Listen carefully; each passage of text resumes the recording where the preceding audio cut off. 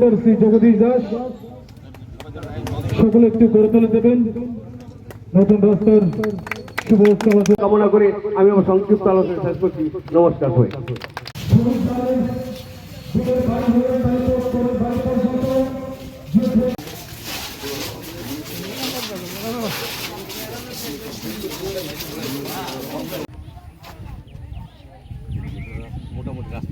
করেছিলেন যে কোনো পৌর নিগম বা সরকার যখন কাজ করতে যায়, যেমন আপনাদের দাবি থাকে রাস্তা তৈরি করা, ড্রেন নির্মাণ করা, এটা প্রয়োজনে লাগে, কিন্তু এটা যখন করা যায় তখন কিন্তু আপনারা অনেকেই স্বেচ্ছা জমি দান করেন না।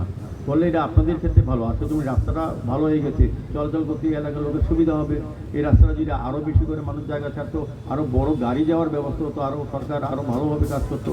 সেভাবে আমার মনে হয় যে আমাদেরও সরকারের পাশে থেকে সরকারের সহযোগিতা করা আপনাদের অত্যন্ত জনগণের উচিত। সবাইকে নিয়মিত ট্যাক্স দেওয়া এবং আবর্জনা পরিষ্কার রাখা, তবেই ড্রেন রাস্তা পরিষ্কার থাকবে, জল জমবে না।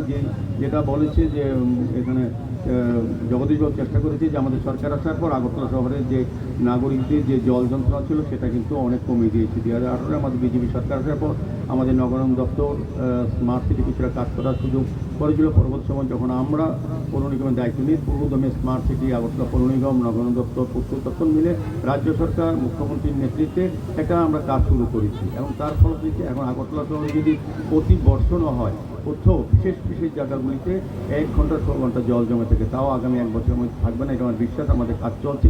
তো আমি বলবো, আমি আলোচনা দীর্ঘায়িত না করি, এইভাবে আপনাদের সমস্ত নাগরিকদের আমাদের পৌর নিগমের বা আমাদের সরকারকে সহযোগিতা